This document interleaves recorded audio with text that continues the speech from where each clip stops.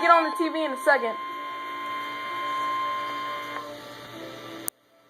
The National Weather Service in Sterling, Virginia has issued a tornado warning for western Montgomery County in central Maryland, eastern Loudoun County in northern Virginia until 2:45 p.m. At 2:16 p.m., National Weather Service Doppler radar indicated a severe thunderstorm capable of producing a tornado near Brambleton, moving northeast at 30 miles per hour.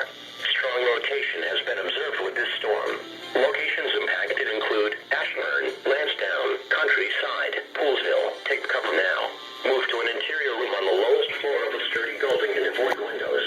If outdoors or in a mobile home or vehicle, move to the closest substantial shelter and protect yourself from flying debris.